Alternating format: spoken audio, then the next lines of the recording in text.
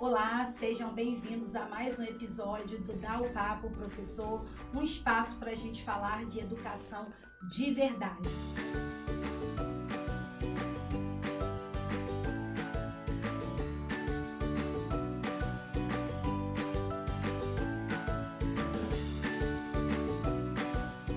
Meu nome é Priscila, eu sou professora e pedagoga e sou uma das mediadoras aqui do nosso podcast.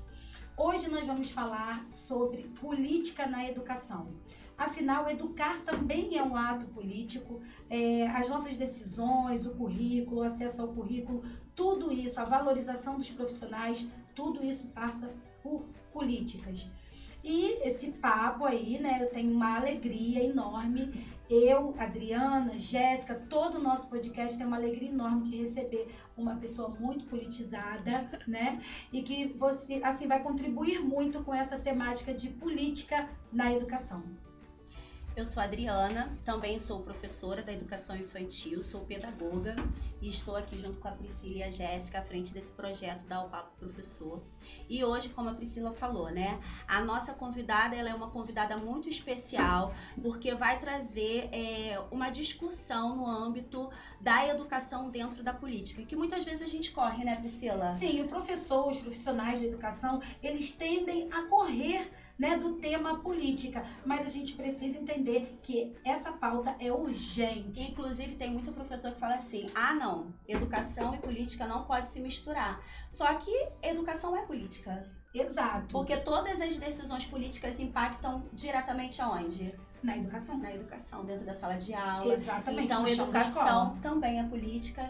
E a gente precisa de discutir sim, a gente precisa falar sim sobre essas questões. E hoje, para a gente poder falar tão bem sobre esse assunto, a gente trouxe uma convidada muito especial, chamada Bianca Aquino, mais conhecida como Bia Aquino.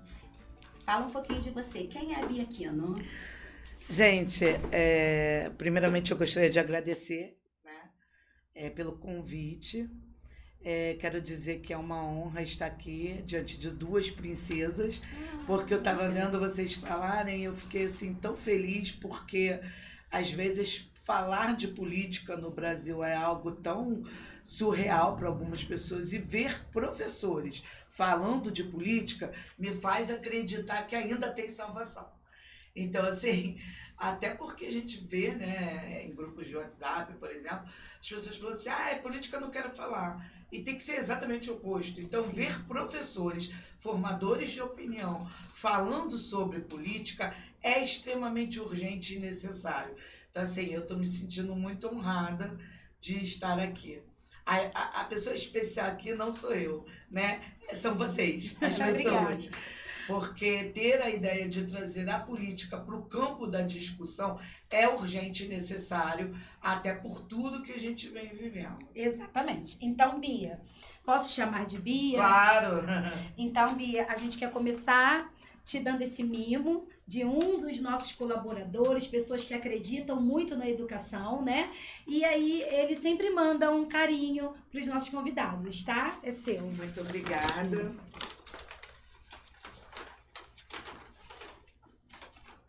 Que fofo, gente. Que você possa guardar com muito carinho. Agradecer mais uma vez muito o pessoal lá da Amaral Story.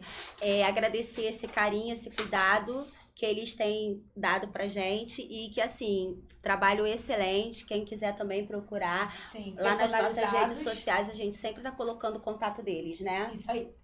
Vamos lá? Vamos começar? Eu queria que você falasse em primeiro lugar, né? Que acabou que você não falou. Quem é a Bianca Aquino? Quem é a Bia Aquino? Porque na realidade, na rede social, para quem te conhece da rede social, né?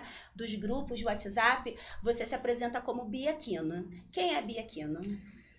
Então, Bia Aquino é uma pessoa que está há muitos anos na educação, tá? Geralmente as pessoas começam em empregos de carteira assinada e vão migrar para o público, né? Para o concurso e tal. Eu não, eu sempre fui funcionária pública desde os 19 anos. O primeiro concurso que eu fiz, eu entrei, passei e foi embora. Qual era o cargo? Para merendeira. Na verdade, assim, eu tenho uma história pessoal um tanto quanto complicada. Eu sou filha adotiva, minha família tinha uma condição financeira muito boa, mas em 1980 era muito difícil, até porque o Estatuto da Criança e do Adolescente foi em julho de 90, então na época que eu nasci, né, 78, criança e tal, ainda não tinha. E eu fui adotada por uma mulher sozinha. E aí, ser adotada por uma mulher sozinha nesse período era um processo que demorava muito tempo. E ela faleceu antes do meu processo ser concluído. Então, assim, eu passei de uma situação financeira muito boa até os 9 anos de idade, que foi quando ela faleceu. Eu fazia aulas de piano, morava na Zona Sul e tudo mais, para uma situação totalmente inverso. Na casa da minha mãe a gente tinha empregado, tudo. Eu passei com 10 anos a ser empregada da casa dos outros, porque a família da minha mãe pegou tudo que tinha dela e me colocou criança no olho da rua. Então, assim, a Bianca Aquino, na verdade, a Bia Aquino é uma pessoa que está acostumada a lutar desde que se entende por gente. E que sofreu muito preconceito, muita discriminação, e justamente por isso acha que a injustiça é a pior coisa que tem. Luta para ter as coisas mais justas, sabe? Porque não adianta você dizer eu sou feliz, mas se a injustiça corre ali do seu lado, você não tem como ser feliz.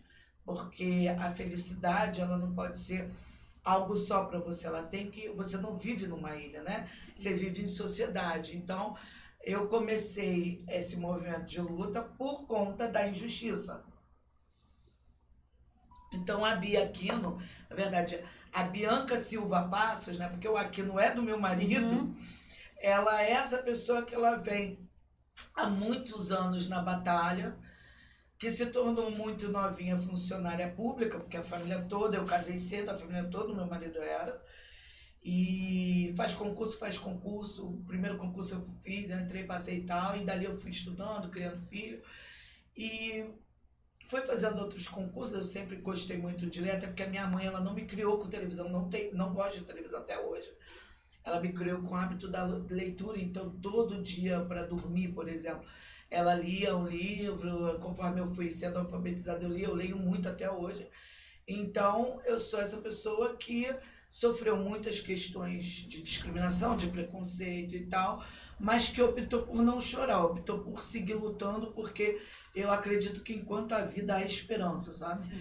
E quando eu entrei no município, eu vi situações muito complicadas, porque eu era muito novinha num cargo de pessoas muito mais velhas do que eu, né? E que diziam para mim assim, ai, você dá graças a Deus que você está nesse cargo, não sei o quê. E era uma época, que era o final do governo César Maia, em que as merendeiras faziam faxina na casa das diretoras. Meu Deus! E eu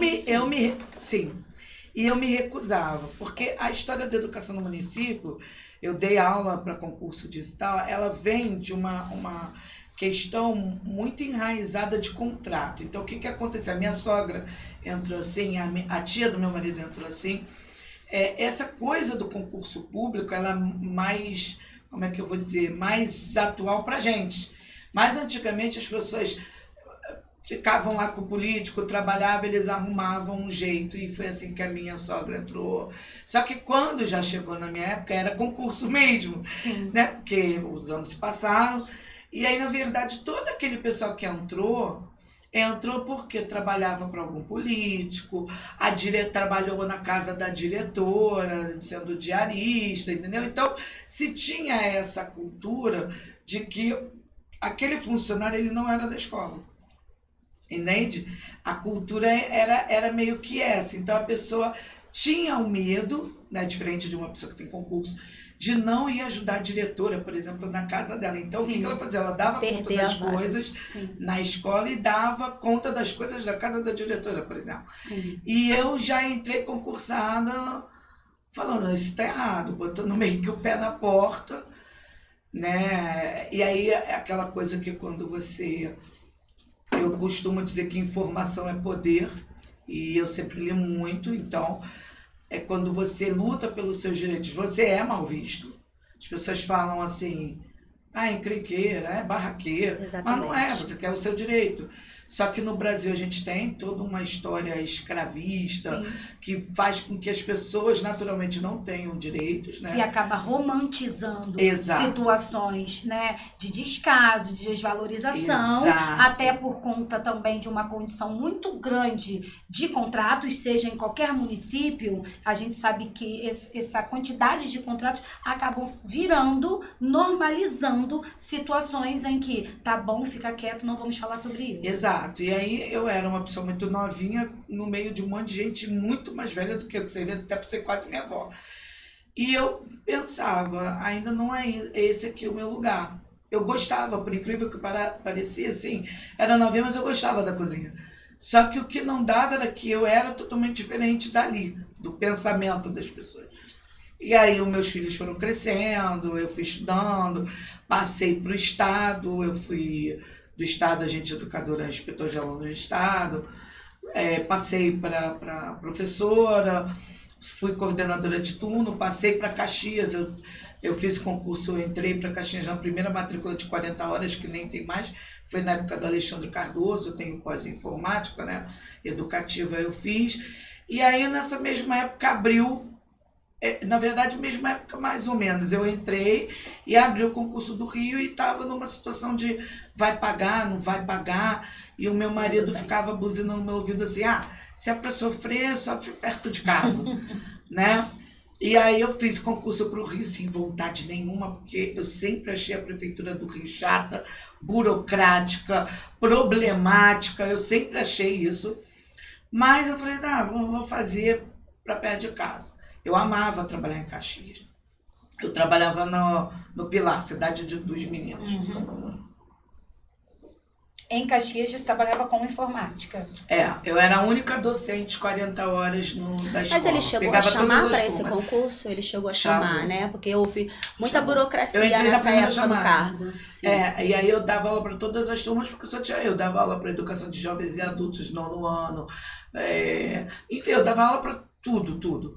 Só que aí eu passei no Rio, e eu não sei nem como eu passei no Rio, porque assim, eu fiz o concurso muito, Uhum. entendeu? Porque eu achava que não ia voltar, eu não queria voltar, foi meio que uma luta, assim, não quero voltar, mas voltei. E aí a Bianca, né, que luta lá desde criança, chegou no Rio como professora de educação infantil e viu a situação onde eu era antiga de prefeitura, sacava tudo de prefeitura, porque eu tinha muitos anos de prefeitura, com uma categoria muito nova, que não sabia nada. Então eu comecei a falar assim, nos comentários de grupos, né, era o Orkut na época, como é que eu abro um processo? Eu ia embaixo, olha, você faz assim, faz essa. Como faz isso? Aí chegou um ponto que as pessoas iam no meu Orkut, um monte de gente me adicionando, um monte de gente pedindo, e aí eu falei, não, eu vou ter que... Aí teve o WhatsApp, né? Era 100 pessoas por dia. Chegou um ponto que eu saía de manhã falando pelo celular, voltava falando. Não tinha mais vida nem em casa, nem com meu marido. Assim. Eu falei, não, vou criar um grupo, né, de WhatsApp, que daí eu taco todo mundo lá dentro, a ideia era essa. E aí um ajuda o outro, vai ficar menos pesado. O grupo lotou, e aí hoje eu tenho 23 grupos, porque o primeiro não deu. E eu parei de fazer grupo, porque não dá, é muito grupo. Sim. Né? Inclusive eu tive que arrumar gente para ir administrando os grupos, porque eu sozinha não tinha mais condição. Mas a ideia era colocar todo mundo no grupo para que as pessoas pudessem ajudar as outras. Entendeu? A Bianca é essa pessoa. Diante de todas essas inquietações que você demonstra desde criança, né? Quando você fala que você não gosta de injustiça e que você já sofreu muitas injustiças na sua vida. E aí, aonde é que nesse sentido, nesse lugar, nasce para Bia Aquino a vontade de lutar por essa categoria dentro da política? Quando eu cheguei no município, eu era uma pessoa mais antiga numa categoria mais nova. E eu vi uma situação muito pesada, na verdade duas. A primeira foi de uma PEI que tinha acabado de entrar, Uma PEI é uma professora de educação infantil da Prefeitura do Rio. Viu, Priscila? Ela falou o que é PEI. Porque a Priscila reclama que a gente usa as siglas, mas a gente não fala. Porque as siglas não são incomuns com os municípios. Aí ficava PEI, PAF, né? É porque assim, eu já tô acostumada a fazer live, então eu sempre penso em quem tá... Viu? Tá vendo? Mas assim, o que acontece? Essa PEI, essa professora de educação infantil, ela não podia ir ao banheiro, porque as agentes de educação infantil diziam que não podia ficar sozinha com a turma, porque uma outra pessoa que era conhecida como líder dessa categoria dizia que a agente de educação infantil, que na época era agente auxiliar de creche, não podia ficar sozinha com as crianças, então a PEI não podia sair da turma. E isso foi, essa fala de não pode ficar sozinha, não pode, ficar macetando isso, fez com que as pessoas criassem rixa dentro das unidades. E essa menina estava num ponto tão grande de estresse que ela, não sei porquê, ela entrou em contato comigo, dizendo que ia exonerar. E pediu meu telefone, e eu dei meu telefone para ela.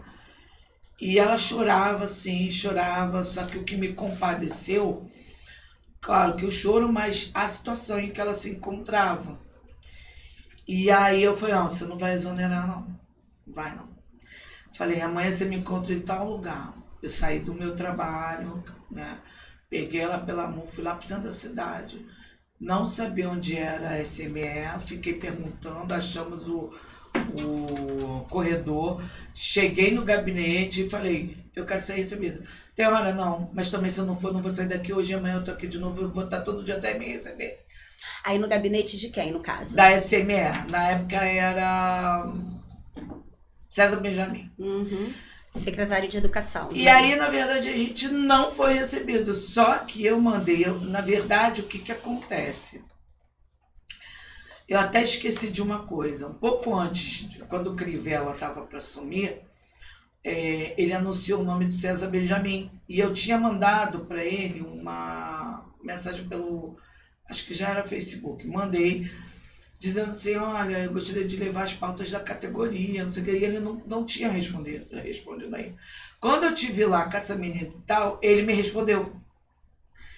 Eu fui embora falando que ia voltar no dia seguinte, só que ele me respondeu, e ele pediu meu telefone e ligou.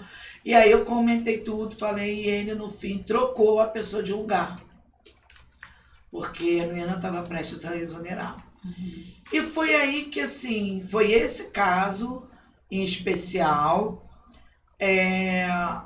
Foram 3 situações. A questão da categoria estar o dia todo, todo dia, toda hora, me perguntando alguma coisa, eu vi que realmente as pessoas não sabiam para onde iam. Tipo, era toda hora assim, Bia, o que faz? Bia, para onde eu vou? Bia, então não foi uma coisa que, assim, eu costumo dizer que não foi que eu acordei e falei, olha, eu quero virar política, eu quero virar líder de categoria. Eu nunca nem pensei nisso. Foi algo que foi acontecendo gradualmente. E a terceira situação foi uma menina que o marido dela é policial. Ela entrou, colocaram ela dentro de uma comunidade e ele foi a paisana buscá-la de moto, só que os caras, os amigos reconheceram o marido dela. No dia seguinte ela chegou para trabalhar e os caras foram lá dizer, ó, se ele vier aqui de novo a gente pega você e pega ele também. E a menina entrou em pânico e não queria mais voltar para a unidade, o que é assim, muito compreensível, né? E aí ela também entrou em contato comigo, já tinha um monte de grupo e tal, mas ela entrou em contato comigo e chorando, e o marido dela também veio falar comigo, viramos até amigos e tal, pedindo pelo amor de Deus, ela simplesmente parou de ir, ela não foi mais, não foi. Estava ganhando falta. Eu peguei ela pelo braço, falei, vamos lá para da cidade de novo. E resolvemos o problema dela. Então, assim, não foi uma coisa que eu quis ser a pessoa que luta, ou isso, ou aquilo. Você foi sendo conduzida, né? Foi tipo isso mesmo. A isto. E dentro desse cenário, você administra muitos grupos, muitas pessoas, né? Sempre uma pergunta. O que você pensa sobre, Bia, essa questão do professor politizado e do professor partidário, né, que existe uma diferença muito grande. Sim. Inclusive, eu até no início do podcast aqui, eu fiz um videozinho falando sobre a diferença do partidário, que não tem problema nenhum a pessoa Sim. ser um professor partidário, e do professor politizado. Porque quando o professor ou os profissionais da educação entendem que dentro da política é que se faz tudo aquilo que a gente vive lá dentro do chão da escola, quando ele tem isso em mente, fica mais fácil dele ser uma pessoa proativa dentro Sim. do campo da política. Mas tem gente que ainda não entende ou evita, achando que é totalmente o contrário. Então, assim, na sua visão, professor politizado e professor partidário, já que você lida aí com muitos professores, como é que você vê isso? Então, assim, eu sou professora de história, né? Acho que primeiro a gente tem que definir para a pessoa de casa, digamos assim, o que é uma coisa e o que é outra, porque as pessoas elas têm muita confusão no que é isso. Primeiro que as pessoas falam assim, eu não sou comunista, aí você pergunta o que é comunista, a pessoa não sabe o que é. O que é de direita? A pessoa também não sabe o que é. Então, hoje a gente tem no Brasil uma confusão sobre as palavras, né? Tanto que a gente tem, eu leio muito sobre essas coisas, a gente tem um problema muito sério sobre interpretação de texto, o analfabetismo funcional. Sim. A gente tem hoje pessoas que leem, mas não sabem o que elas estão lendo. E isso é uma coisa que a gente vê em rede social. As pessoas falam as coisas sem terem a noção. Primeiro que assim, o que é partidário e o que é apartidário? Partido, a partidária não ter essa corrente de partido. O partido em si, todos os partidos, né, é a legislação do país. Para você concorrer, você precisa ter um partido. E para você concorrer em um partido, você tem uma série de partidos que cada um defende aquilo que acha melhor, vamos dizer assim. Então a gente tem os partidos de direita, como o PL, como... agora se eu me lembro do PL, se vocês lembrarem mais algumas, a gente tem o PL. Por exemplo, tem o partido de esquerda, extrema, que seria a PSOL, e a gente tem centro-esquerda, que é uma esquerda, vamos dizer assim, tem os princípios, alguns princípios da esquerda, mas não tão radicais, e a gente também tem uma direita que não é, que a gente chama de centrão, Sim. que também não é tão radical, que a gente chama de centro. Sim. Então, assim, uma coisa são as ideologias partidárias, né? Por exemplo, eu sou esquerda, eu sou direita. Isso é uma ideologia de partido. Uhum. Quando você é partidário é porque você não tem uma ideologia de partido. Você ainda não escolheu a sua, por exemplo. Agora, quando você tem a política, ela é algo diferente de partido.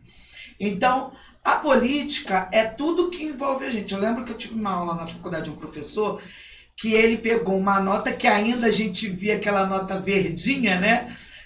Que não tem mais, mas ele pegou e falou assim, dinheiro é político ou não é político?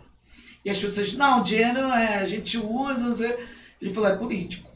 Toda política pública, como dinheiro, é uma política. O que é política? São todas as coisas que permeiam a vida da gente e que nos dão um direcionamento para se viver em sociedade. Então, assim, partido, ideologia de partido é uma coisa. E política é tudo que permeia a nossa vida em sociedade. Para você desenvolver, por exemplo, uma política pública, você envolve ali história, sociologia, geografia, tem todo o estudo. Então, a primeira separação que a gente tem que fazer é do que é partidário e o que é político. Por isso que me dá muita tristeza ver um professor dizer que não gosta de falar de política. Exatamente. Né? Porque você não falar assim, não quero falar de partido, beleza. Mas você não querer falar de política é o mesmo que você dizer para o seu aluno não tome nota da vida em sociedade. Exatamente, não tome decisões. Não se insira. Não se insira na lugar. Sociedade. Então, assim, fazendo essa separação, até me lembra qual foi a pergunta mesmo que você me fez. Como que você vê essa questão de professores partidários e professores politizados, que é o que a gente entende que mais precisa. Sim, então, eu acho que a política tem que ser falada por todo mundo o tempo todo, tá? Porque ela é o que permeia a vida da gente, sociedade. Então, a gente, por exemplo, todas as políticas de educação que nós, professores, temos que colocar em prática, ou pelo menos não furar a bolha, porque vai ser talvez prejudicial. São políticas que são feitas, pensadas no bem comum. Outra coisa são os partidos. Como eu vejo a política dentro da educação e o partido? No meu caso, essas coisas se juntaram. Por quê? Porque chegou um momento da vida que eu fui empurrada para essa vida político-partidária. Entende? Se você falou assim, eu fui empurrada para a vida política, não, eu sempre tive dela. Eu fui empurrada para uma vida político-partidária, que é quando você se envolve nas políticas de uma forma partidária. Então, assim, eu fui envolvida nessa vida política, desde que eu tô na barriga da minha mãe, né, da minha progenitora, todos nós, inclusive, mas eu fui envolvida nessa política partidária a partir do momento que eu senti a necessidade de pensar, desenvolver, lutar por políticas públicas que pudessem melhorar a vida principalmente dos profissionais de educação. Porque eu lutava e chegava na Secretaria Municipal de Educação e falava, por que não tem isso? A resposta que eu mais ouvia, porque eu não tenho uma lei. E onde você faz lei? Na Câmara. E como você faz uma lei? Através de uma política pública, um estudo e tudo. Então, na verdade, eu tive que escolher um partido, e até isso foi discutido com a categoria. Eu tive que escolher um partido para poder fazer com que a política beneficiasse mais a gente. Então, assim, o professor, ele tem que tomar parte da política. O partido, cada um escolhe o seu. Até mesmo porque se você se você não se afiliar a nenhum partido, você não consegue... Não concorre. Não concorrer. Exato. E, assim, uma coisa muito importante dessa questão, que a gente precisa bater muito, conversar muito sobre isso, sobre essa questão do partidário, né, e do político. Por quê? O que eu vejo quando se começa em alguma rede social ou num grupo de WhatsApp, algum questionamento político, sempre termina assim, mas é porque você é de esquerda, mas porque você é de direita, mas porque você defende isso. E as pessoas precisam sair desse campo.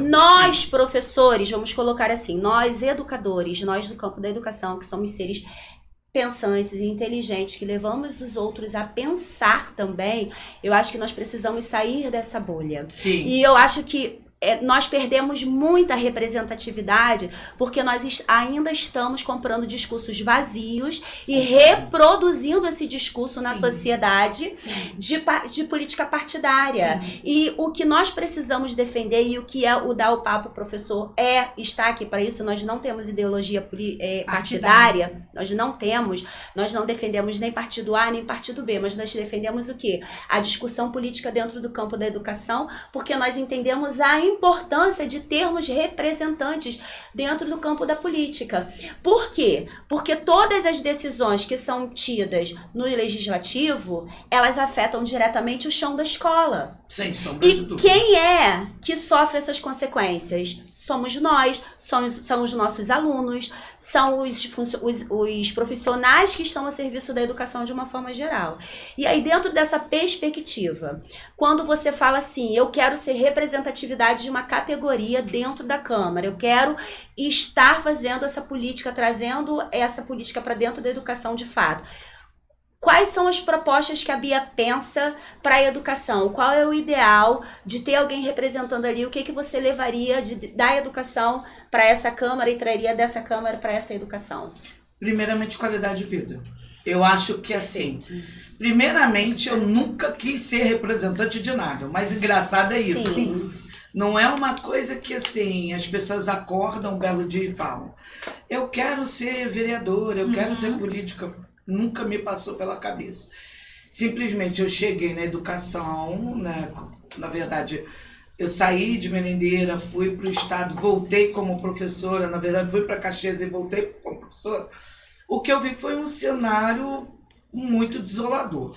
Era uma categoria contra a outra, tudo dentro de um mesmo espaço, se degladiando, enquanto, na verdade, eles lá em cima estavam um pouco se lixando.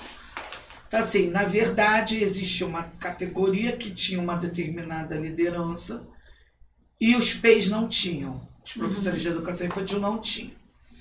Por eu ser essa pessoa que sabia, digamos, um pouco mais, porque eu tinha mais tempo, eu acabei virando esta pessoa, não foi nada planejado, entende? E eu fui a pessoa assim, mais reticente em querer entrar para a política.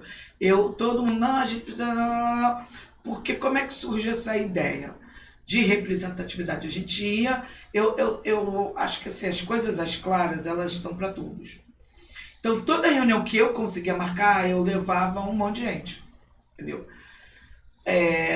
Você vai representando tal categoria, você vai representando... Porque eu acho que eu sempre fiz isso, porque eu acho que ninguém é melhor para falar dessa categoria do que você. Isso aí. Entendeu? Como é que, por exemplo, eu não sou mais merendeira, eu posso falar, porque eu vivi 14 anos ali dentro. Mas hoje, eu realmente acho que é legal? Não, não acho. Por quê? Porque eu não tô mais nessa categoria. Sim. Então, o que eu fazia? Eu pegava e levava uma merendeira, um servente, uma agente auxiliar de creche, agente de educação infantil, um PEI, né? Entendeu? Eu estou dando um exemplo, eu geralmente fazia isso. E aí, toda reunião que tinha era uma coisa muito assim.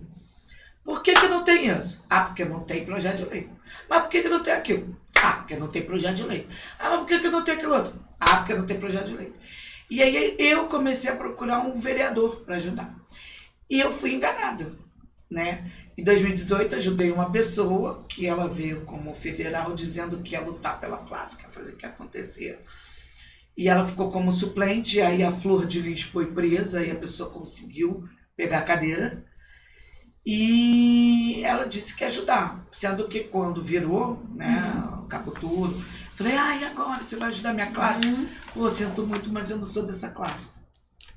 E eu para falar isso para a categoria. Sim, depois de você ter levantado essa bandeira aí com a pessoa, né? E aí, exato. E aí eu falei, bom, eu tenho todos os defeitos, mas nunca fui mentirosa. Eu cheguei e falei a verdade. Falei, gente, falou que não vai ajudar, não. E aí, eu fiquei tão chateada que eu fiquei um tempo sem entrar no grupo. Um dia eu abri 500 e tantas mensagens, falei, gente, que esse pessoal tanto fala. E eu fui direto pro final. É a Bia. Eu falei, a Bia o quê? Fui voltando. Quando eu li, eu falei, o pessoal tá louco, gente. Aí eu mandei um áudio, falei, gente, olha só, vamos cair na real. Eu sou pobre, sou professora. Ainda zoei o pessoal, falei, tem empréstimo consignado. Né? Me apresenta um professor do município aí que não tem, ainda brinquei. Falei, sou pobre, sou professora, não sou filha de nenhum político, eu não sou de oligarquia, eu não vou ganhar uma eleição. Não tenho dinheiro para ganhar uma eleição. Não, mas eu vou... enfim, o negócio foi indo. Um grupo de professoras, né, pediu para marcar comigo pessoalmente, falaram, olha, você vem para ganhar meia dúzia de votos, com essa meia dúzia de votos a gente ganha com algum vereador para apoiar a gente. Tá bom, assim tá bom. Vim. Ano da pandemia, né? Sem dinheiro, eu tive 5 mil reais para fazer campanha. E eu, toda professorinha de educação infantil, ano da pandemia, todo mundo fazendo reunião. Eu, não, gente, não pode aglomerar. Não, gente, não pode fazer reunião. Não, gente, não... Toda professorinha mesmo. Vou pra rua panfletar. Não vou panfletar porque isso não tá certo. Coisa de professor, querer ser o salvador da humanidade. Né? Pessoal, vamos fazer reunião. Não, gente, não pode fazer reunião. Tá louco? Covid aí. E eu toda certinha ali. E os candidatos... Verônica Costa com aquele 22, 0. Eu até gravei o número, de tanto que passava da porta da minha casa. E aí, eu nada. Não podia isso, podia aquilo outro. Quando a campanha terminou, eu tive 3 mil e poucos votos. Eu falei, gente, mas de onde saiu essa quantidade de gente? Foi aí que eu pensei, gente, se eu tivesse tido dinheiro, apoio, a cadeira era minha, entendeu? Sim. No caso minha, que eu digo da classe, porque isso só foi feito pela classe.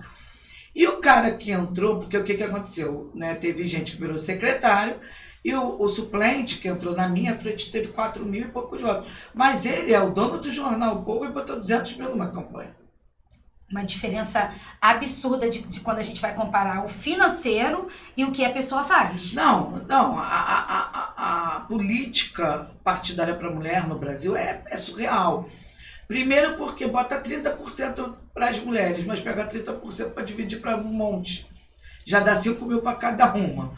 Fora que quem tem a máquina pública sai na frente. Fora que o homem vai fazer política, ele fica o dia todo fazendo política, a mulher ela tem que arrumar um jeito de ainda ir para casa limpar, cozinhar, deixar uma comida para o dia seguinte, porque não dá para gastar dinheiro todo dia na rua. Então, assim, a mulher ela faz tripla, quádrupla jornada até fazendo política.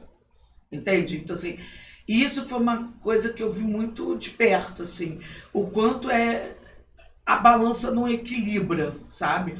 Nessa corrida eleitoral de homens e mulheres. Não equilibra.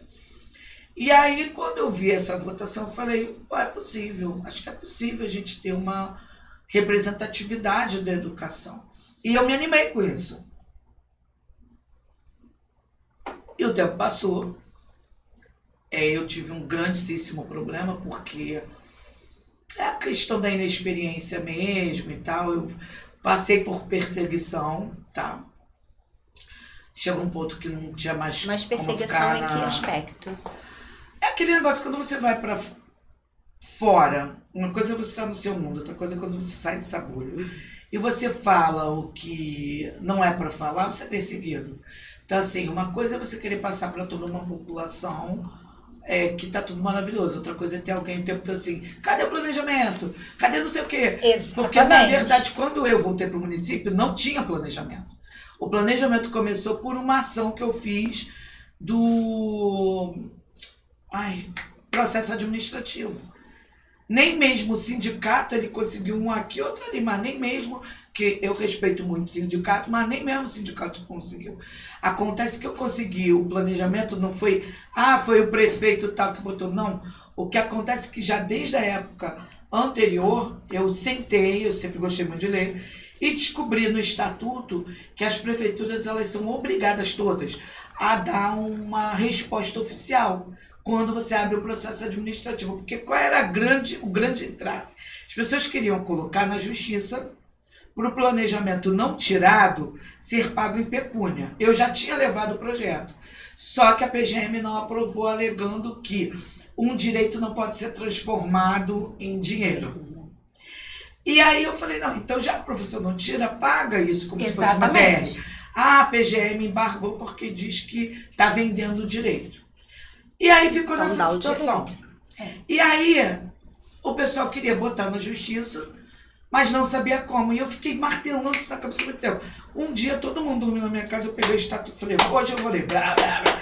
E aí foi quando eu descobri que ali, quando você abre um processo administrativo, eles têm que te dar uma resposta oficial. Por quê? Porque se eles não te dão uma resposta oficial, incorre improbidade administrativa e você pode processar o prefeito.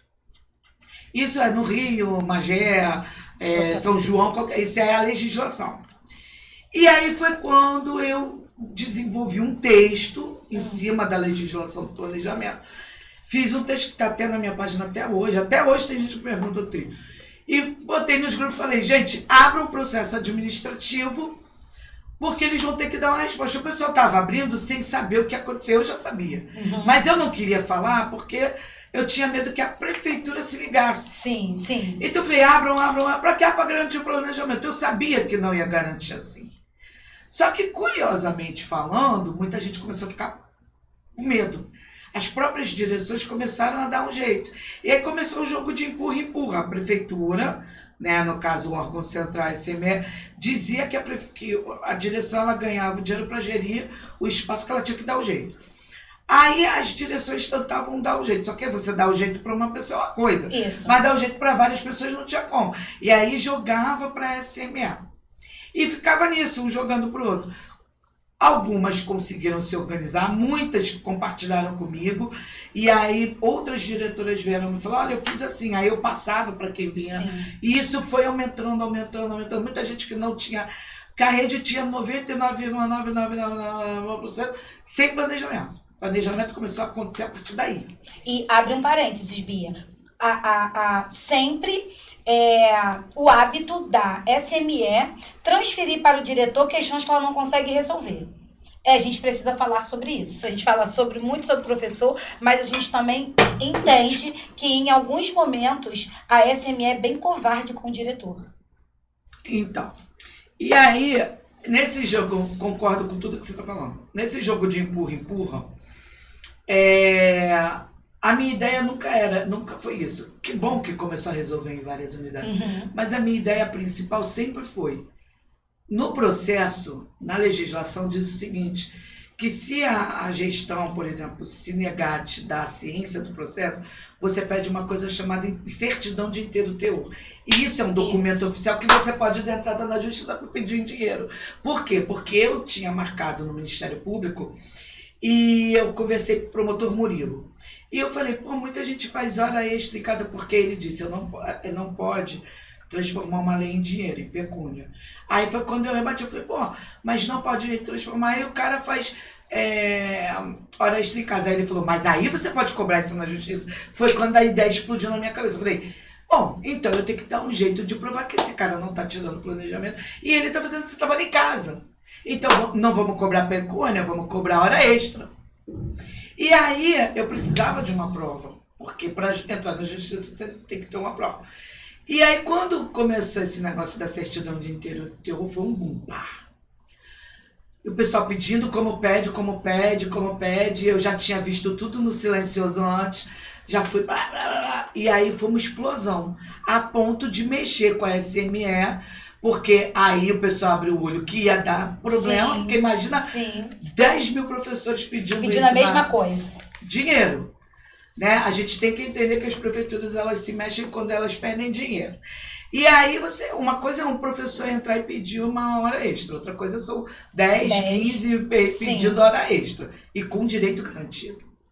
Então o que aconteceu? A prefeitura começou a pressionar, né, a SME começou a pressionar as creches que garantissem esse planejamento. E aí a gente tem vários casos de pessoas, eu fui acompanhando tudo, assim. Eu pedia para o pessoal me falar, por exemplo, teve um caso de uma menina que ela entrou, um dos primeiros casos da 10ª CRE. E ela entrou, não sei o que o advogado arrumou lá, que colocou também a direção no processo. E ficou no processo. Se ela não tirasse o planejamento, a culpa seria não só da SME, mas como da direção também. E eles tinham que indenizar elas por dia, né, diária, né? E aí eles deram um jeito. Só que assim, como é que você faz? Porque imagina, uma diretora, a gratificação da prefeitura para a direção é uma coisa ridícula. Como é que você faz? E aí a gente começou a ter um outro problema, muita gente começou a querer sair. Entende? Porque assim, você ganha R$900 como diretora adjunta. Então ainda vai ter que indenizar? E nessa mesma corrente aconteceu também com o pessoal das mães das crianças especiais. Elas também começaram a cobrar o direito na justiça. Tem um caso na 10ª CRE que também aconteceu isso.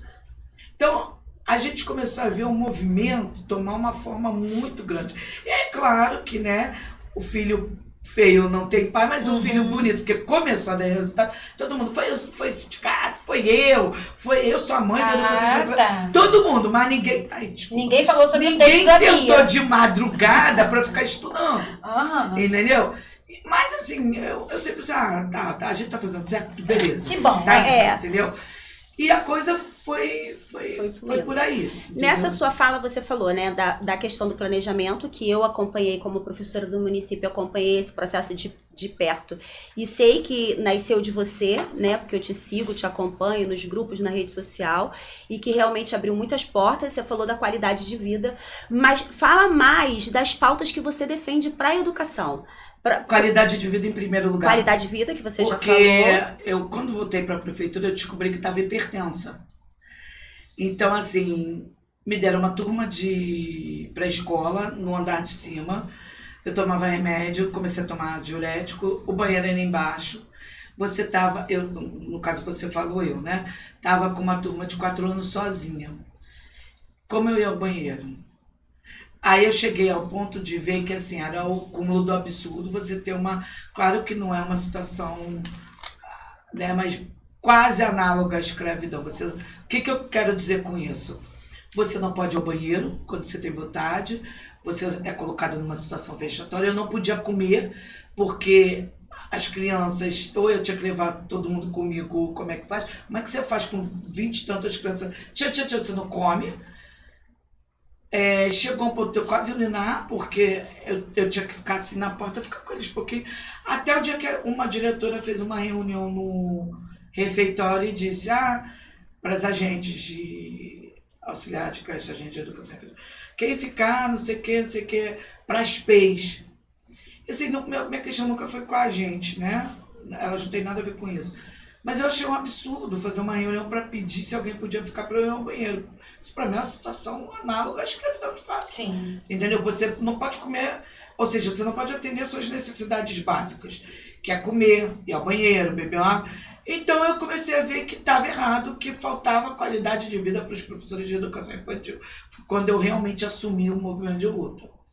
E aí foi aquele inferno, porque as pessoas do outro lado, da outra categoria, me atacavam para fazer eu desistir, porque era muito fácil você ter uma categoria que tinha uma liderança e fazer essa categoria ser mais forte. E de outro monte de professor de educação infantil sozinho, perdido, se sentindo acuado. Então, quando eu ascendi, que nunca quis isso, que fique claro, a líder de categoria, que também nunca quis isso, foram as pessoas que foram nomeando assim, elas começaram a me trazer essas demandas do que é a pauta agora. E aí eu pensava, a gente tem que defender qualidade de vida. É ridículo você não poder comer. A gente tem que defender que a gente é o professor também, que a gente tem que ter respeito. A gente tem que defender que se um pode sair cedo, eu tenho uma lei do planejamento. Foi aí que eu comecei a defender a 11.378, que é a lei do extraclasse. Por que uma categoria pode, a outra não pode? Então vamos tentar. Eu não quero tirar nada da outra categoria, eu quero que ambas tenham, né? Então, assim, na verdade, as pautas que eu defendo hoje são as mesmas de sempre. Graças a Deus, né, como falam, o planejamento ele se expandiu na rede. Mas ainda tem gente que não tem. Então, o maior problema hoje é na educação infantil. Então eu continuo defendendo o planejamento, a qualidade de vida, que o planejamento seja fora da unidade, porque as pessoas elas têm muita mania de cobrar sem saber o que está cobrando. E nesse ponto tem uma fala de Facebook que diz assim, olha, eu prefiro ter a minha paz do que... Eu prefiro ter a minha razão. Eu não consigo ter paz se eu não tiver razão. E para isso eu estudo muito. Justamente quando eu falo, eu sei o que eu tô falando. Uhum. A pessoa para bater boca comigo, ela tem que vir embasada com um monte de coisa. Porque eu, nesse ponto, eu sou muito chata, entendeu? Então, assim, eu sempre achei o seguinte, como que você é professor vivendo uma situação que parece que, assim, o mundo inteiro tá te fazendo um favor. Então, eu comecei a defender a minha categoria. E aí a minha categoria, os professores de educação infantil, eles começaram a tomar forma naquilo e os PEFs começaram a pedir isso também. Então hoje a gente tem o quê como defesa de pauta? Primeiro, a garantia total do planejamento. Segundo, a minha pauta é de que a gente consiga cada vez mais passar informação. Por exemplo, informação é poder de fato. E as pessoas falam assim, eu quero ter o planejamento fora porque isso é o direito. Não é um direito. A lei não diz isso. Então, a gente tem que entender, uma coisa é você chegar, por exemplo, numa reunião de prefeitura e dizer o seguinte, eu vim aqui porque o planejamento é meu direito. Isso quem me ensinou foi até um promotor. Outra coisa é chegar e dizer assim, eu quero ter a lei do planejamento garantido porque eu estou aqui para garantir a qualidade na aprendizagem das crianças. Por que eu digo isso? Porque pela legislação a criança tem primazia de direitos. Antes do direito do adulto se garante o direito da criança. E eles não estão descumprindo o planejamento por conta do professor, eles estão descumprindo o planejamento por causa da criança. Nesse mesmo sentido é a questão do fora. Eu não quero planejamento fora porque é o direito do professor, não. Ele precisa ser fora, por quê? Porque como eu vou me qualificar para garantir uma qualidade no atendimento para o aluno, se eu estou presa dentro de um lugar que não favorece que eu possa proporcionar uma educação de qualidade. Eu não tenho computador, eu não tenho uma bibliografia extensa, atualizada, eu não tenho, por exemplo, materiais, eu não posso assistir um Mário Sérgio Cortella da vida, que eu estou presa naquela unidade. Então, Um mínimo de estrutura, não tem Exato. um mínimo de estrutura, nem física muitas vezes e nem tecnológica. Então também o camarada fazer um planejamento, o professor fazer um planejamento, onde ele tem uma mesa. Exato. Então, Que planejamento a gente é esse? precisa de muito mais. E assim, a minha questão hoje prioritária é continuar defendendo o planejamento, qualidade de vida, e uma coisa que para mim deu tipo fez uma atualização. Eu acho que a gente tem que parar de guerrear uns com os outros. Tipo assim, a Bia, ela conseguiu... Por exemplo, a primeira vez que me ofereceram um cargo comissionado, falei, não vou aceitar, não comecei movimento de luta para isso. Uma pessoa chegou para mim e falou, você vai aceitar sim. Sabe por que você vai aceitar? Porque você fala o tempo todo que a gente tem que tomar esses espaços. Quando você tem a oportunidade, você não vai. Você não está indo para esses espaços para concordar com um monte de coisa errada. Você está indo nesses espaços porque você tem a missão de abrir espaço para outras pessoas. E eu venho fazendo isso. Agora, Bia... Então, assim, só para eu terminar, desculpa. Uhum. A minha visão hoje de pauta prioritária é garantia de qualidade de vida, garantia de planejamento e principalmente que a gente, enquanto categoria, se fortaleça para a gente tomar esses espaços de poder que muitas vezes estão na mão de pessoas que não entendem nada de educação.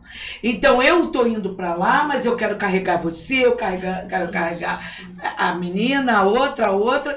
E a gente tem que parar de dizer assim, ela está num cargo, eu quero mais que ela esteja, sabe por quê? Melhor ela estar do que um monte de gente de contrato, cargo comissionado, como é que fala? Gente que não é concursada, que vem, não sabe nada, vem mandar na gente. Então eu prefiro que seja você uma concursada. Então hoje eu defendo a tomada de poder por nós concursados, qualidade de vida, planejamento. E que você vê, por exemplo, quando a gente fala da tomada do poder do professor dentro desses espaços políticos, porque toda categoria forte tem uma bancada, por exemplo, bancada evangélica, bancada cristã, bancada católica, que defende as suas ideologias. Exato. E na educação a gente não tem, a gente tem muitas andorinhas, né? Oh, mais que uma sim. andorinha só, infelizmente, não faz verão. E assim, como eu te acompanho, você sempre tem uma fala assim, quando acontece alguma coisa, você fala, tá vendo? Votou-se na Câmara dos Vereadores um projeto de lei. Aí você fala assim, ó lá, tá vendo? Cadê a nossa categoria lá para poder representar a gente e votar contra um projeto que vai prejudicar diretamente a educação, certo?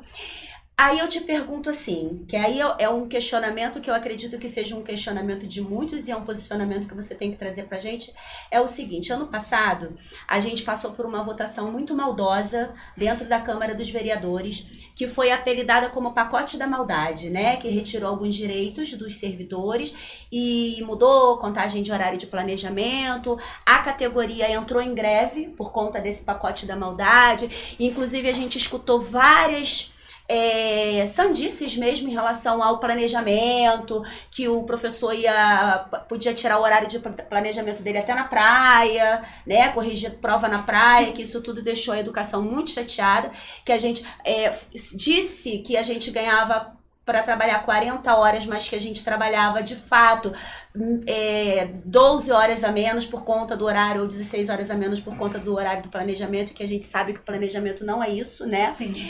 E aí, a gente viu no cenário político, dentro da Câmara dos Vereadores, uma atrocidade acontecer, onde a gente viu vereadores que não são da educação, mas que se dizem defensores da pauta da educação, votarem a favor desse pacote, por alianças políticas. E aí eu quero saber de você, como que você... Enquanto Bia, se você futuramente estiver ocupando esses espaços, que a gente espera que mais professores estejam ocupando esses espaços, como que você vê que você conseguiria ir contra esse sistema? Então, uma coisa é você acordar um belo dia e dizer assim, eu quero ser vereadora. E aí você ganha aquele salário, ganha o que eu digo, a eleição, começa a ganhar aquele salário de vereador e depende daquilo. Eu não. Eu tenho 25 anos de prefeitura. Daqui a pouco eu estou me aposentando, né? Na verdade, eu tenho que fazer um pouco mais, porque eu vou me aposentar, eu vou ter a idade, mas não vou ter o tempo. E eu já estou numa situação que meus filhos cresceram, já todo mundo tomou sua vida, parará, parará. E eu costumo dizer que eu estou num momento que o que eu queria mesmo, até peço já desculpa às pessoas que vão assistir, mas eu só queria pegar o meu marido, namorar igual um coelho e pronto, eu queria isso da vida, né? Sim. Então, assim, uma coisa, o que eu quero dizer com isso? Tô brincando, gente, mas assim, o que eu quero dizer com isso? Uma coisa é quando você tem a ânsia de ficar ganhando dinheiro e mais poder. Outra coisa é quando você já tá num nível da sua vida que você já viveu tanta coisa, que pra você pegar e ir morar numa casinha de praia lá longe, tá ótimo. Eu tô nesse nível, tá? Eu já vivi muitas experiências e eu tô querendo me acertar, até porque eu comecei a vida muito cedo. O retrato do professor que está prestes a se aposentar é esse. É, exato. Então, assim, uma coisa é você enxergar essa política partidária como um fim, um meio para chegar a um fim pecuniário. Outra coisa é como eu enxergo isso como uma missão. Porque eu olho para trás e lembro da menina que eu tive que ajudar no morro, a outra que, sabe? Então, assim, eu vejo isso como uma missão. Meu marido também é funcionário da prefeitura, a gente já está com uma vida... Temos problemas, temos contas, todo mundo tem. Mas eu já estou num certo conforto, entende? Então, para mim, isso virou uma missão. Eu fui perseguida, sei como é. Então, assim, para mim, isso virou realmente uma missão. Não é algo que eu estou fazendo porque eu quero um cargo, eu quero dinheiro. Se quer saber a verdade hoje, se eu saio disso, é mais favorável para mim do que continuar, inclusive. Mas eu acho que, assim, as missões, elas são dadas pra gente, elas precisam ser cumpridas.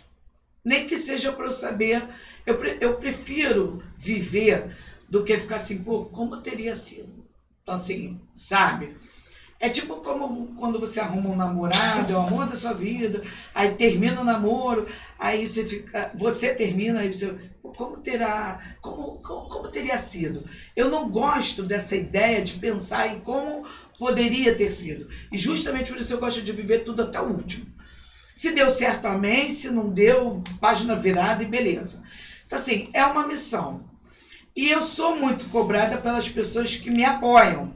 Então, assim, são pessoas que hoje eu tenho carinho, tenho amizade. Quando, por exemplo, a Adriana me chamou, qual foi a primeira coisa que eu te falei? Você lembra? Sim, eu vou porque você é uma pessoa que me apoiou quando eu precisei. Exato. Eu tenho isso muito na minha cabeça, de ajudar quem me ajuda. Eu acho que gratidão não prescreve e a amizade se conquista. Eu tenho muito isso de que quem me ajuda uma vez, eu sou grata sempre. Que as pessoas também dizem assim, eu sou grata, mas não faz nada. É tipo assim, sou grata só para dizer que eu sou grata. Eu não, eu gosto de fazer algo por aquela pessoa, para ela entender que realmente eu me sinto grata. Entende? Então, assim, eu quero isso hoje, tá?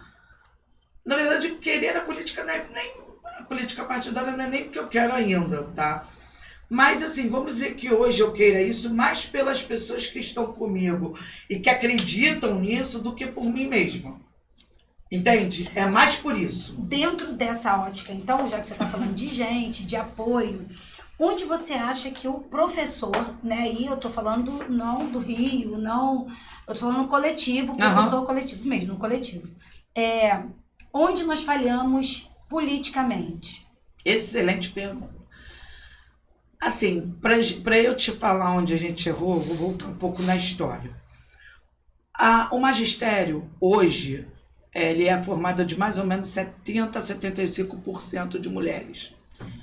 Eu também gosto de acompanhar isso e tal. Mais para a década ali mais para 2010, anos 2000, a gente tinha mais ou menos de 85% a 90% de professorais.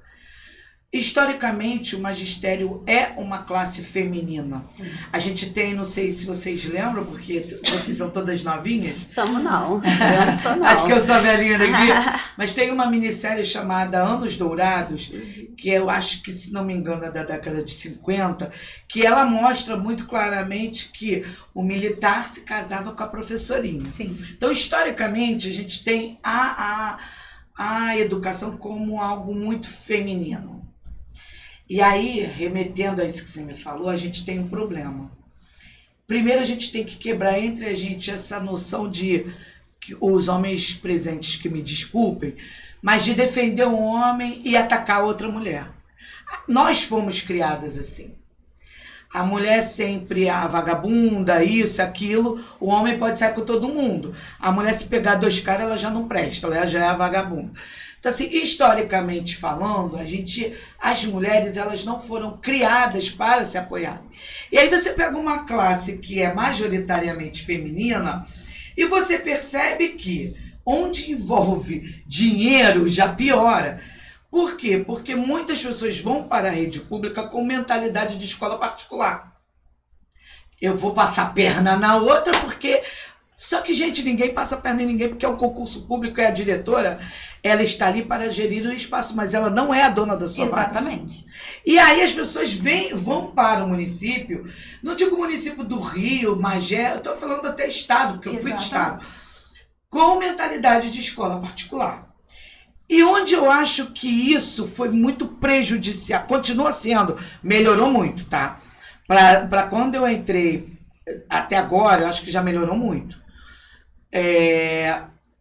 Onde eu acho que a classe ela se perde. Primeiro que a classe ela não apoia os seus, ela apoia, e aí eu estou falando de política partidária, a Bia, outros candidatos, sim, mas não só disso, eu estou falando das próprias unidades. Você vê que as pessoas, vão pegar uma unidade, ela prefere ficar bem com a diretora, porque essa diretora faz vista grossa para 10 minutos de atraso, ou por uma folga no mês, ou pelo sei lá o quê, ferrando a colega. Eu trabalho contigo, por exemplo. Tô vendo que você chegou 10 minutos atrasada. Aí, só que amanhã eu tenho que sair 30 minutos mais cedo. O que eu faço? Chego para ela, tô dando um exemplo prático da coisa. Que a diretora fala, ih, fulano, você viu? Fulano chegou atrasado hoje. Porque na mente dela, para ela pedir para sair mais cedo, para ir ao médico... Ela tem que deletar outra. Ela tem que mostrar uma certa fidelidade para ela ser benquista, para ela conseguir isso. Isso é uma questão que a história explica como a gente tem um monte de mulheres que elas foram educadas para o mercado do casamento para pegar aquele homem. Então as mulheres toda a vida competiram entre elas para conquistar de repente o cara que nem valia a pena. O que eu quero dizer? Esse conceito está enraizado na educação. Por quê? Porque eu ferro outra mulher.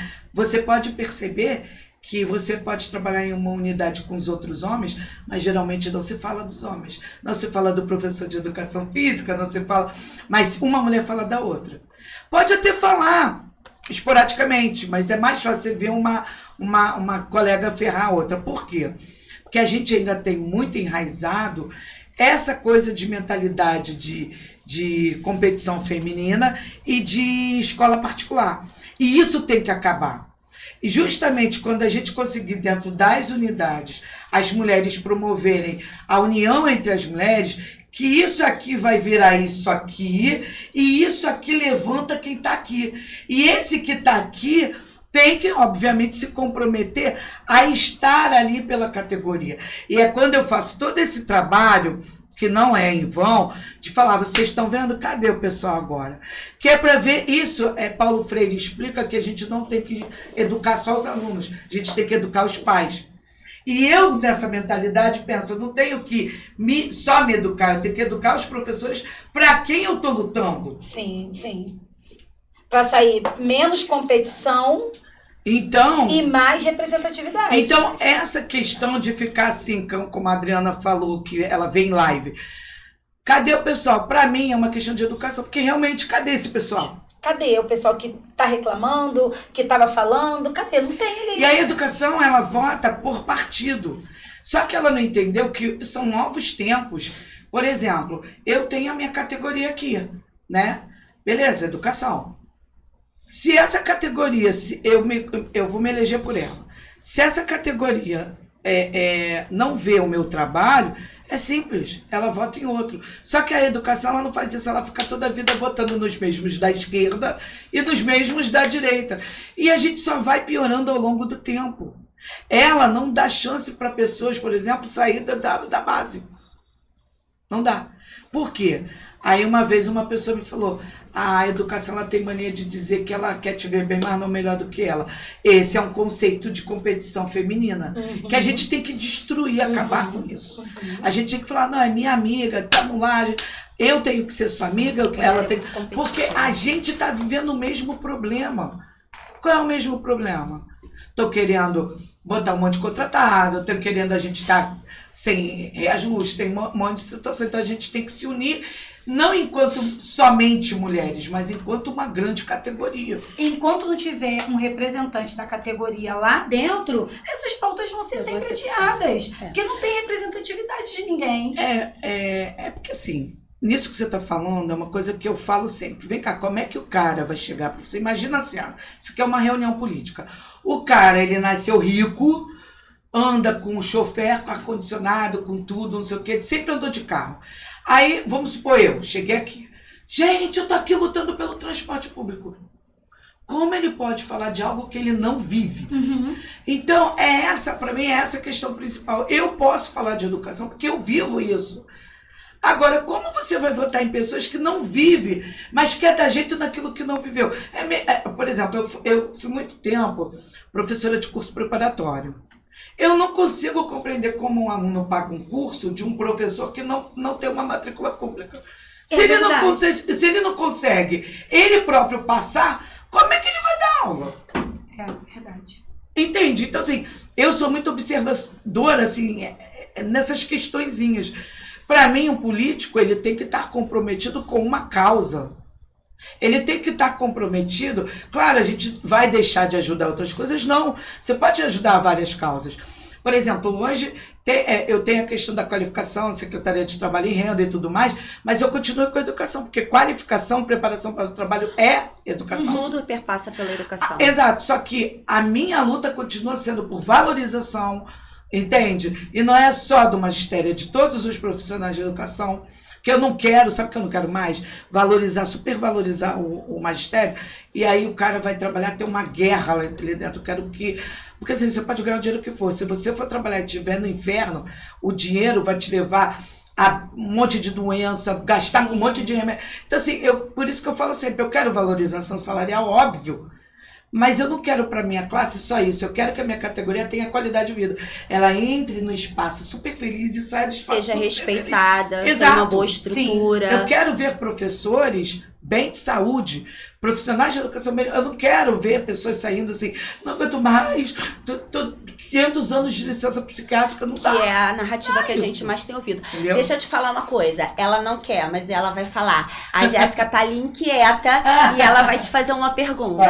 Ai, meu Deus, ela é demais, né? Bia, primeiro quero te agradecer muito. É isso, aqui. imagina. Já te falei que em alguns momentos, como eu sou muito concurseira, eu te vi e vi sua cara mais do que da galera lá de casa, nas lives da vida. O que eu queria te perguntar? Na verdade, pontuar, né?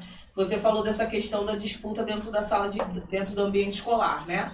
Sim. E aí é uma coisa que a gente discute muito, né, aqui no Dá o Papo Professor, que também é a disputa do gasto financeiro. Sim. Né? Os professores que investem do seu próprio salário, do seu próprio dinheiro, né, da sua grana, para fazer a coisa acontecer. Sim. Né? E às vezes exageradamente, né? Sim. Coisas que não precisam.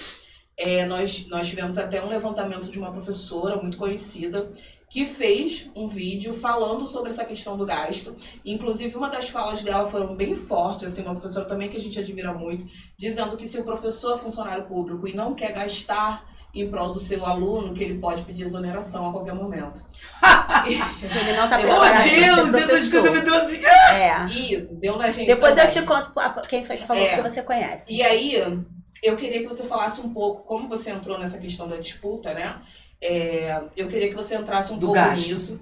Eu trabalho numa prefeitura que a desvalorização financeira é total. Para você ter noção, assim, tem anos que a gente recebe R$50 de passagem por mês, que eu gasto de combustível para chegar nessa prefeitura. E em muitos momentos a gente briga dentro desse ambiente por conta de professores que querem gastar do seu salário em prol de trabalhos assim que a gente sabe que não precisa, que não é necessário, que é só para expor uma coisa, né, com essa mentalidade que você falou. De escola particular. Da Que disputa. você muito pontuou. Então eu queria que você falasse um pouco pra gente, principalmente porque pelo jeito seu pensamento é basicamente o mesmo que o nosso. Então, eu sou historiadora de formação, mas agora eu estou fazendo faculdade de Direito. Qual é a minha ideia? Assim que eu me formar e aposentar, eu pretendo colocar vários municípios na justiça. Então, guardem suas notas aí de gasto, que a gente vai cobrar isso na justiça depois. Por que eu estou falando isso? Não, sabia, tem um ódio das prefeituras, não. Primeiro lugar, o que eu quero pontuar é que no Brasil a gente tem um problema sério, que é não saber a legislação e não respeitar a legislação. E aí eu não tenho o meu achismo. Eu acho ou não acho, o que eu acho? Não. Existe uma lei. O que é a lei? A gente teve o Fundef, que era o Fundo Nacional de Desenvolvimento da Educação, do Ensino Fundamental, quer dizer, que tem as verbas da educação. Então, eu comprei esse celular, uma parte disso vai para imposto. Tudo que tem nesse estúdio foi comprado, a não ser que vocês tenham assaltado um banco. Vocês assaltaram aí um banco, mas para assaltar o banco também tem que comprar. Então, assim, brincadeira, mas assim, tudo foi comprado e tudo tem imposto. Então, o que eu quero dizer com isso? Os governos, no caso federal, passa para as prefeituras, estados, a verba que é referente à educação. Os municípios, eu vou me ater a alguns municípios, porque vocês falaram que são de prefeitura. Recebem verba para os gastos da educação. Eu estou falando pura e simplesmente de legislação. Existe verba para a educação. Ponto. Se existe verba para a educação e eu estou precisando comprar coisas, cadê a verba da educação? Ah, mas foi usada... Peraí, cadê a verba da educação? Ah, mas não chegou. Não chegou? Não vamos fazer. Por quê? Vou dar um exemplo prático que aconteceu há muitos anos atrás. Uma diretora de uma escola que eu trabalhei, tá? Foi fazer uma festa junina e fez um panelão de canjica. Coisa que toda escola municipal, estadual faz. Sei lá que raios aconteceu no meio do negócio. Deram e as crianças passaram mal. A mãe ligou para a escola revoltada. Ai, vocês estão dando comida estragada, não sei o quê. Essa mesma pessoa botou a escola na justiça. E conseguiu comprovar, porque tinha levado essa criança teve uma... Infecção intestinal. E desidratou. Enfim, começaram muito também a proibir, muito em conta disso, né? O que eu quero dizer? Qualquer coisa que você compre dentro de uma escola passa a ser responsabilidade sua. Por exemplo, você comprou uma pistola de cola quente, você por algum motivo está fazendo, o aluno bota lá, se queima, a culpa é sua. Por quê? Porque as pessoas, a direção, a SME, não sei quem, vai falar, não, mas não tinha, eu não comprei, não tinha verba. Você passa a assumir, quando coloca o seu dinheiro ali, tudo que vem decorrente disso, as coisas boas e as coisas ruins. E aí eu vou dizer o seguinte, na hora do vamos ver, todo mundo tira o seu corpo fora e deixa você, professor, respondendo o processo sozinho. Eu sei porque eu acompanho isso e já tive que ajudar muita gente no socorro. Bia, e eu acho isso ainda mais sério quando vai para o campo comparativo, tá? Vou te dar um exemplo. Nós somos professoras e nós vamos fazer um projeto e precisou comprar alguns materiais. Você está sem condições nenhuma de comprar os materiais. Mas eu tenho R$20. Aí eu vou comprar os materiais. E aí o meu painel tem borrachado com glitter, tem um papel melhor. Ou seja, eu faço um painel cheio de frufru com os R$20 que eu gastei. Mas você não tinha esses R$20. Você faz o papel com uma competição. Trabalho com o papel. E aí isso entra também o papel do educação. gestão e a própria coisa que você falou de ser uma competição. Porque aí vai ter sempre aquele que vai te apontar. Nossa, fulano, o seu painel ficou lindo, você comprou. Então, eu não comprei, o meu não tá tão legal. Então, quando eu citei a questão do direito, foi pura e simplesmente para dizer o seguinte, tudo que você faz que não é da sua alçada, você responde. Então, assim, aí você tem que pensar, você quer fazer o bonito para sabe-se lá quem vai ver, e se ver também. ou você quer fazer o certo para você se respaldar? Porque a questão, as pessoas têm que entender, tem um livro que é assim, como é que é? Professor sim, tia não. As pessoas têm que parar de romantizar a educação. Exatamente. Eu sou uma profissional de educação. Eu estudei, até porque, se fosse uma questão divina, as faculdades de licenciatura seriam de graça, não são de graça. O médico, quando você vai pedir assim, olha só me dá a sua opinião, eu tô com o quê? Ele te cobra uma consulta. Então, o professor, ele já tem essa coisa de me ensina, ele vai ensinar de graça. Eu tive um professor na faculdade que falava isso. Quer valorizar? Qualquer pessoa que te pedir conhecimento também faz parte do capitalismo. E é verdade. A gente paga para ter conhecimento. Cobre a hora-aula assim, nem que seja... Ele falava isso, Beto. Nem que seja R$5. Não é pelo dinheiro, mas é para a pessoa dar valor ao que você está fazendo. E você pode reparar, você faz de graça, não tem tanto valor do que se alguém for te pagar. Então, a lógica é capitalista, ponto. O que eu quero dizer com isso? Você pode pensar, essas professoras que botam do próprio dinheiro, elas estão sendo coniventes para mim, com a corrupção. Por quê? Se eu tenho verba da educação aqui, e ela não está indo para onde ela tem que ir, mas eu estou colocando no lugar isso, porque se falta o papel, eu estou colocando no lugar. Cadê esse dinheiro? Ou seja, para o pai, para o responsável, eu estou maquiando a situação, alguém levou esse dinheiro e eu estou maquiando. Eu sou tão conivente quanto quem está fazendo a corrupção. Entende? Então, assim, eu sou contra, não é porque eu acho. Não é um achismo, é uma certeza. Eu sou contra porque isso fere a lei. Eu sou contra porque isso não é legal do ponto de vista da lei. E como, inclusive, estudante de direito, eu sei que a lei não se questiona, ela se obedece. Então, assim, a pessoa tem que parar, as pessoas têm que parar de romantizar a educação. Não adianta a gente criar um mundo maravilhoso para o aluno dentro daquele espaço, para ele sair dali e ver a realidade e a cabeça dele entrar em parafuso. O que eu quero dizer com isso?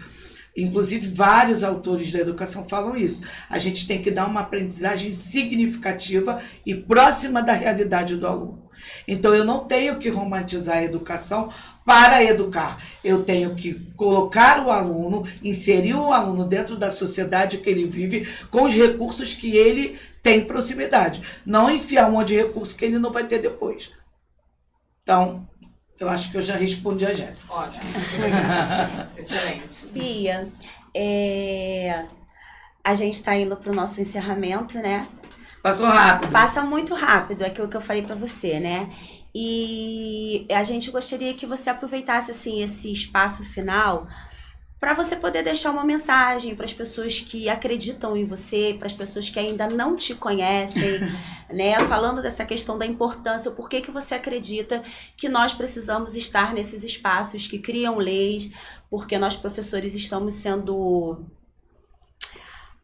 A educação está batendo muito na gente, essa é a realidade. Eu estou tentando encontrar uma palavra mais, né?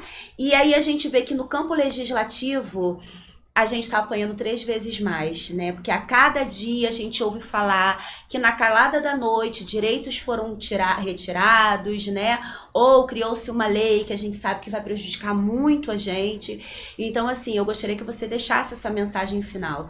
Como é que você acha que você pode representar a nossa categoria dentro da Câmara dos Vereadores, no caso? E, na verdade, não só Bia, mas como que professores podem ocupar espaços políticos para garantir melhores políticas públicas e direitos sejam realmente de direitos. Primeira questão, eu gostaria de fazer um questionamento para vocês e para a própria classe. Voltando 10 anos atrás, vocês estão melhor ou estão pior? Piores, muito. Então, por que continuam sempre a votar nos mesmos? Porque se a lógica é votar para melhorar, por que não melhoraram ainda? A segunda questão é eu tive várias vezes na Secretaria Municipal de Educação. E uma das vezes que eu fui lutar por uma situação, até um dos assessores do secretário de Educação falou para mim assim: gente, mas isso poderia ter sido resolvido dentro da unidade. E eu tive um mal-estar com isso, que era verdade. O que eu quero dizer com isso? Você que é da educação, você está fazendo o papel enquanto ser um educador, um formador de opinião, não só para o aluno, mas para você mesmo. Você é uma pessoa que se qualifica, que fala de política, que entende que a política permeia tudo, que você entende que a sua vida poderia estar muito melhor se você se envolvesse nos problemas da sua comunidade, se você conseguisse rever os seus posicionamentos políticos. Será que você é essa pessoa que consegue entender que a gente precisa avançar? Ou você tem aquela síndrome de Gabriela, que eu falo, eu nasci assim, eu cresci assim, e você sempre assim? Você consegue evoluir enquanto ser humano ou vai ficar, eu voto na esquerda, eu voto na direita? Eles todos, fechando a cortina, todos se dão, né? E a terceira questão é, eu nunca quis representar a classe. Eu queria ajudar e fazer o que era certo. Mas se no meio do caminho eu vi que faltava essa representatividade, porque não tem pessoas que realmente saibam o nosso dia a dia, sim, hoje eu me sinto plenamente capaz e muito preparada para isso. Porque não só é um desejo meu, porque nem era, passou a ser, mas é um desejo de muitas pessoas que enxergam que tem que ter uma outra via. A política ela não pode ser só esquerda e direita, ela tem que ser solução. Ela não pode ser somente ideologia partidária, ela tem que ser equilíbrio. E o que eu busco para minha classe é a qualidade de vida. Por quê? Porque eu posso entrar no cargo do legislativo, mas ele tem prazo de validade, eu vou sair. Mas o que eu tenho de certo é o meu concurso público. É para ele que eu voto quando nenhum cargo eu tenho mais, é para ele que eu voto. Sim. Então, se eu não procurar melhorar a minha vida enquanto concursada, eu vou fazer o que é da vida. Eu preciso melhorar o que é inerente à minha matrícula. Porque se eu virar vereadora, deputada, sei lá o que, é 4 anos, depois acaba. Então, a minha missão, ela vai continuar. Porque, para mim, é realmente uma missão. A minha filha, por exemplo, está no banco de PAE, que não vai ter mais, mas ela está fazendo. Então, eu não luto mais por mim, eu luto por as gerações que estão vindo, porque eu tenho filha, eu tenho neta, a minha vida hoje está muito tranquila e boa. Mas e as outras pessoas que vão ficar?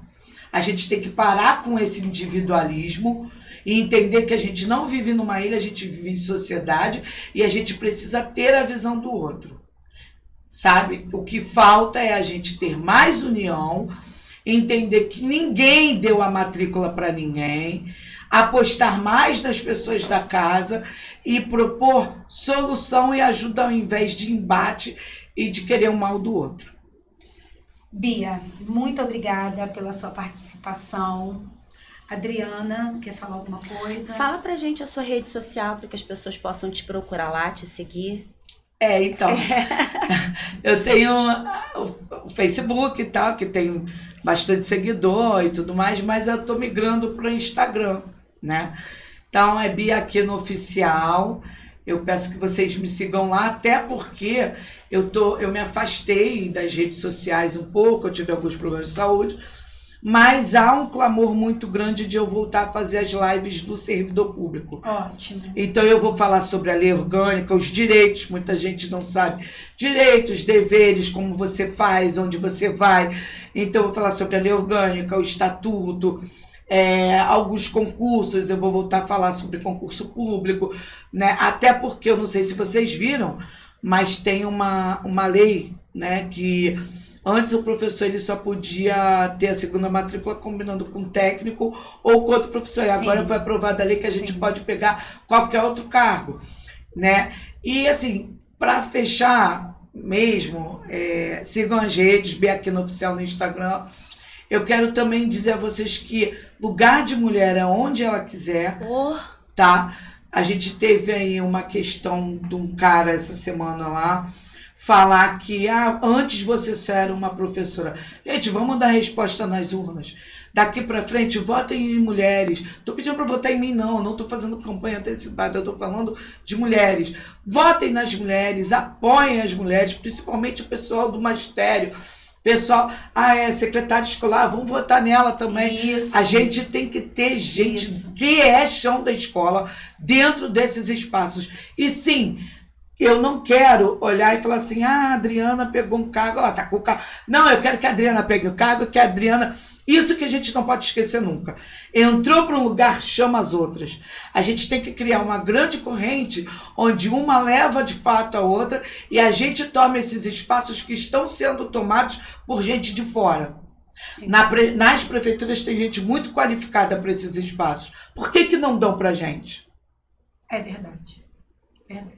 E aí um político me falou uma vez isso. Pô, mas se nem vocês da educação se apoiam, por que a gente vai apoiar? A gente tem que mudar isso. A gente tem que mudar isso. A gente tem que mostrar que a gente tem força, que a gente tem união e que a gente vota em gente da educação, sim. Mas não é votar para dizer assim, eu amo fulano. É cobrar também. Bia, votei em você, mas eu quero tal projeto. Bia, vamos desenvolver. Ana, votei em você. A gente tem que apoiar o pessoal da educação. Porque do jeito que a coisa está indo, se não tiver representatividade, daqui a pouco não tem nem mais gente da educação, só contratar. Olha, o apagão também, né? Você levantou pautas assim muito importantes, que são até pautas para um podcast, que é essa questão da competitividade feminina, e a gente realmente vê, e é muito triste, né? E eu concordo com você, por mais mulheres ocupando esses espaços, porque lugar de mulher é onde ela quiser, não é? E assim, não é só porque lugar de mulher antigamente era ou dentro de casa ou na escola, porque era a profissão que idealizavam para a mulher, né, professora. E não, a gente pode ocupar e devemos ocupar esses espaços, sim.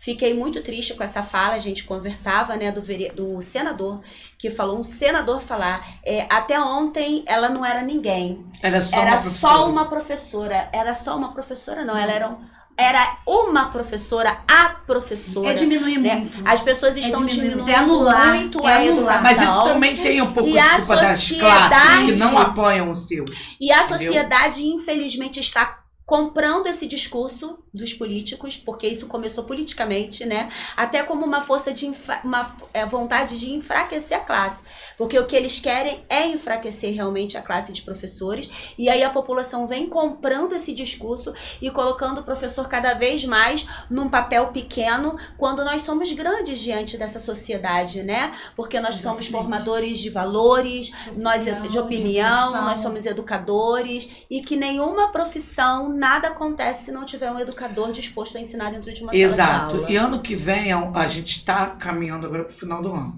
Ano que vem a gente tem um ano de eleição de presidente, deputado estadual, federal, lá. A gente sabe que muitas pessoas, elas se candidatam, tipo, para estadual, para federal, esses cargos que não é tipo senador, né? Porque é uma digamos assim, preparação para o cargo de vereador. Tipo, pavimentar o caminho, fazer conhecer, não sei o que.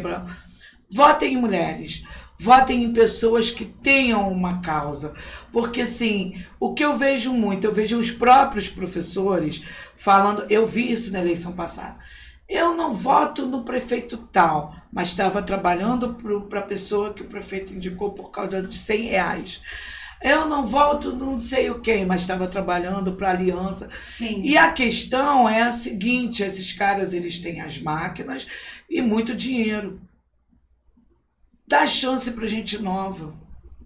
Mesmo que você não vote nela depois nunca mais. Sim. Mas a gente só renova quando a gente bota outras pessoas ali. Sangue novo. Entendeu? Né? Então, assim, a gente está num ano pré-eleitoral, a gente está vendo pessoas aí já fazendo quase que campanha nas redes sociais. E eu acho que, assim, você era só uma professora. Quer dizer, a gente luta por ser mulher e luta por ser professor. E essa luta não pode ser minha. Ela tem que ser sua, tem que ser de quem está vendo. Ela tem que ser porque, assim, hoje a gente tem concursado. Por que existe o concurso? Justamente para que essa pessoa sirva ao público. O termo servidor público é servir ao público.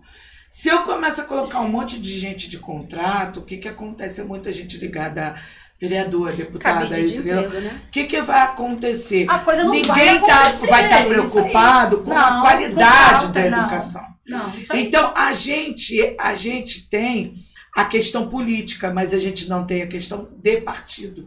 Por isso que a gente é concursado. A gente é concursado para entregar um serviço à população. Por isso, eu imploro que as pessoas dentro das suas unidades, elas comecem a conversar com os outros e falem, não, vamos começar a apoiar os nossos. Porque hoje você vê uma pessoa falar mal. Por exemplo, quando eu fui candidato em 2020, 2024, eu vi gente que nunca me conheceu falar mal de mim. Uma vez eu chamei uma pessoa e falei, você me conhece? Você fala, não, mas você é igual a mim, vai para lá fazer o quê? Uma outra mulher, né? Falando isso. Eu falei, mas você não me conhece, amor, deixa eu ligar para você. E aí eu liguei, ela falou, mas você é Bia mesmo? Eu falei, sou. Ela, me ligou? Eu falei, sim. Falei, eu não sou diferente de você em nada. Eu fiz concurso igual a você, estou batalhando igual a você. Os problemas que você tem, eu tenho igual. Eu estou lutando para melhorar isso, porque pelo menos o dia que eu tiver que me aposentar, eu deixo para minha filha uma coisa melhor. Conversei horas com a pessoa e eu falei, me tira uma dúvida, por que você estava falando mal de mim? Ela falou, não sei, é porque eu vi falar e eu falei também. Aí você vê, triste um comentário Entende? de uma educadora. Então, às vezes, você vê a pessoa falar de você, mas não é nem porque é realmente aquilo, é porque ela ouviu alguém falar, é a questão do... Você sabe o que é um anarquismo, um comunismo, um socialismo? Não sei. Nunca vi nem comi, eu só ouço falar e vai falando. E as pessoas tendem a pensar assim, eu acho a Priscila muito inteligente, então se a Priscila defende essa causa, eu vou defender também, porque ela é muito inteligente, ela já pensou por mim, né? Exatamente. Eu não preciso pensar. O que eu quero dizer com isso? Que a mulher, uma fala às vezes, até por uma concorre a outra também, aí ela vai e fala mal da outra, e aí um terceiro, então eu acho que é isso. Não, procurem ver com seus próprios olhos. Vão lá pesquisar. Não quer votar em ninguém, vota no outro, mas vota em alguém que faz. A gente precisa, não é ter uma Bia lá dentro. A gente precisa ter 10, 20, 30 pessoas que lutem. A gente precisa ter bancadas. Ao ponto de chegar a ter uma bancada, exatamente. Exato. Isso que eu ia falar. Mas não bancadas porque eu falo da educação. São pessoas que sofreram ali, que sabem falar por você.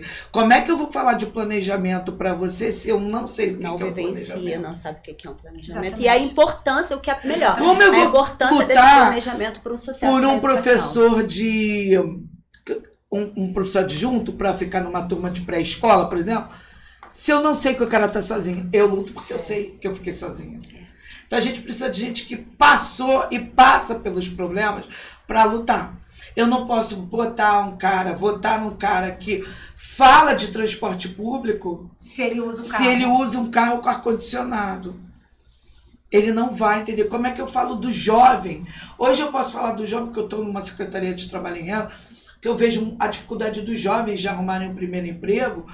Como o cara vai falar, eu represento a juventude, se o cara é de uma família que é dono de empresa e tudo mais? Sim, o filho dele não vai passar por nenhum perrengue. Entende? Então a gente tem que procurar gente semelhante a gente e se unir. Eu agradeço a oportunidade, tá? Eu vim muito por gratidão à Adriana e principalmente porque eu acho que a gente tem que fazer a informação girar por aí. Informação é poder. Sim. Eles querem que a gente continue na ignorância porque é mais fácil de manipular a gente. Exatamente. Quanto menos a gente sabe, mais fácil a gente é de manipular. Então eu quero que os jovens saibam muito, questionem muito. As pessoas tenham a noção de que questionar é ser encrenqueiro. Olha, não é. Questionar é querer saber a verdade. Sim. Então, eu falo muito isso, sobre reclamações vazias. A gente tem que transformar as reclamações vazias em uma militância real. O que eu posso fazer para melhorar? Porque às vezes o professor fica lá reclamando, passa uma vida reclamando, mas ele não fez nada para que aquela reclamação virasse uma militância e, de fato, algo que fosse ser transformado. Eu reclamo, mas eu trago soluções e mostro serviço. A Bia não está e não pode lutar sozinha. eu gostaria muito de pedir às pessoas que vão ver esse podcast que elas tenham a ciência de que elas têm um papel junto comigo, de dentro das suas unidades e conscientizando uma, outra. A gente tem que formar uma grande rede que saiba lutar pelos direitos de forma clara e segura. Porque uma coisa é você pedir a esmo, outra coisa é você saber daquilo que você está falando. Exatamente. Entende? Então vamos lá, gente. Muito obrigada pela oportunidade. A gente que agradece, tá, Bia? Um bate-papo muito prazeroso. A gente fica muito feliz, assim, quando a gente traz um tema e a gente consegue desenvolver isso de forma a transformar ou tocar o professor ou o profissional da educação de alguma forma. E você que está aí do outro lado, professor, professora ou profissional da educação, que você possa entender que quando a gente coloca uma pessoa que nos represente lá no legislativo, a gente não está dando voz.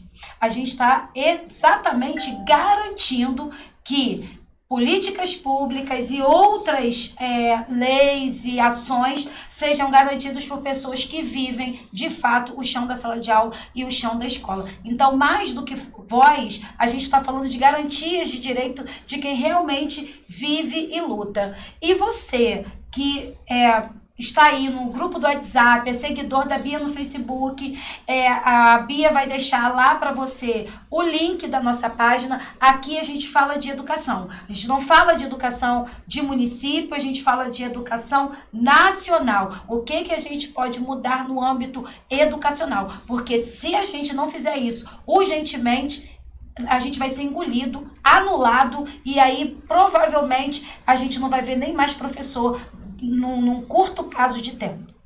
É o apagão, né? Isso. É o apagão.